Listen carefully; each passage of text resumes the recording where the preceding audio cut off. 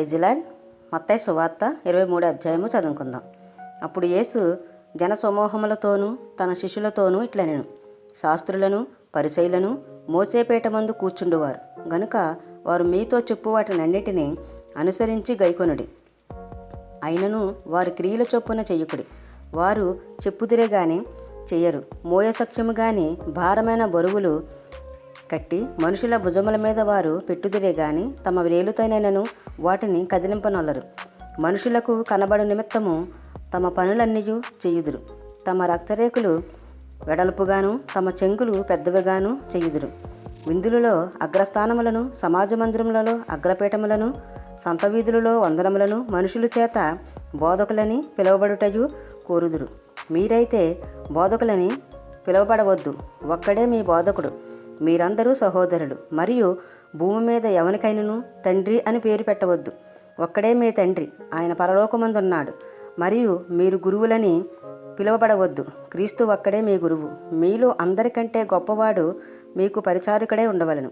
తన్ను తాను హెచ్చించుకొనివాడు తగ్గింపబడను, తన్ను తాను తగ్గించుకొనివాడు హెచ్చింపబడను. అయ్యో వేషధారులైన శాస్త్రులారా, పరిసయ్యులారా, మీరు మనుషుల ఎదుట పరలోక రాజ్యమును మూయుదురు, మీరందులో ప్రవేశింపరు, ప్రవేశించు వారిని ప్రవేశింపనియరు. అయ్యో వేషధారులైన శాస్త్రులారా, పరిసయ్యులారా, ఒకని మీ మతములో కలుపుకొనుటకు మీరు సముద్రమును భూమిని చుట్టూ వచ్చెదరు. అతడు కలిసినప్పుడు అతన్ని మీకంటే రెండంతలు నరకపాత్రునిగా చేయుదురు. అయ్యో అందులైన మార్గదర్శకులారా, ఒకడు దేవాలయము తోడని ఒట్టు పెట్టుకుంటే అందులో ఏమీ లేదు గాని దేవాలయములోని బంగారము తోడని ఒట్టు పెట్టుకుంటే వాడు దానికి బద్ధుడని మీరు చెప్పుదురు. అవివేకులారా, అందులారా, ఏది గొప్పది? బంగారమా? బంగారమును పరిశుద్ధపరచు దేవాలయమా? మరియు బలిపీఠము తోడని ఒకడు ఒట్టు పెట్టుకుంటే అందులో ఏమీ లేదు గాని దానిపై నుండి అర్పణ తోడని ఒట్టు పెట్టుకుంటే దానికి బొద్దుడని మీరు చెప్పుదురు. అవివేకులారా, అందులారా, ఏది గొప్పది? అర్పణమా? అర్పణమును పరిశుద్ధపరచు బలిపీఠమా? బలిపీఠము తోడని ఒట్టు పెట్టుకునివాడు దాని తోడనియు దానిపై నుండి వాటన్నిటి తోడనియు ఒట్టు పెట్టుకునిచున్నాడు. మరియు దేవాలయము తోడని ఒట్టు పెట్టుకునివాడు దాని తోడనియు అందులో నివసించు వాని తోడనియు ఒట్టు పెట్టుకునిచున్నాడు. మరియు ఆకాశము తోడని ఒట్టు పెట్టుకునివాడు దేవుని సింహాసనము తోడనియు దానిపైన కూర్చున్న వాని తోడనియు ఒట్టు పెట్టుకునిచున్నాడు. అయ్యో వేషధారులైన శాస్త్రులారా, పరిసయ్యులారా, మీరు పుదీనాలోను సోపులోను జీలకర్రలోను 10వ వంతు చెల్లించి ధర్మశాస్త్రంలో ప్రధానమైన విషయములను అనగా న్యాయమును, కనికరమును, విశ్వాసమును విడిచిపెట్టితిరి. వాటిని మానక వీటిని చేయవలసి ఉండెను. అందులైన మార్గదర్శకులారా, దోమ లేకుండునట్లు ఒడియగడ్డే వంటను మింగువారు మీరే.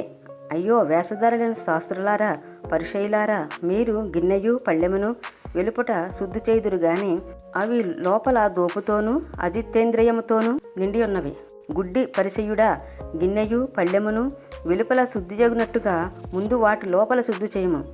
అయ్యో వేషధారులైన శాస్త్రులారా, పరిసయ్యులారా, మీరు సున్నము కొట్టిన సమాధులను పోలి ఉన్నారు.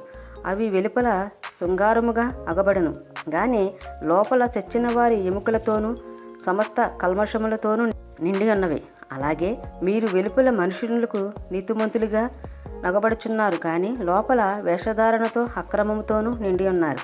అయ్యో వేషధారులైన శాస్త్రులారా, పరిసయ్యులారా, మీరు ప్రవక్తల సమాధులను కట్టించుచు నీతిమంతుల గోరీలను శృంగారించుచు మనము మన పితరుల దినములలో ఉండిన ఎడల ప్రవక్తల మరణ విషయములో వారితో పాలివారమై ఉండకపోదుమని చెప్పుకుందురు. అందువలననే మీరు ప్రవక్తలను చంపిన వారి కుమారులై ఉన్నారని మీ మీద మీరే సాక్ష్యము చెప్పుకొనుచున్నారు. మీరును మీ పుత్రుల పరిమాణము పూర్తి చెయ్యుడే. సర్పములారా, సర్పసంతానమా, నరక శిక్షను మీరు ఎలాగ తప్పించుకొందురు? అందుచేత ఇదిగో నేను మీ వద్దకు ప్రవక్తలను, జ్ఞానులను, శాస్త్రులను పంపుచున్నాను. మీరు వారిలో కొందరిని చంపి సిలువ వేయుదురు, కొందరిని మీ సమాజ మందిరములలో కొరడాలతో కొట్టి పట్టణము నుండి పట్టణమునకు తరుముదురు.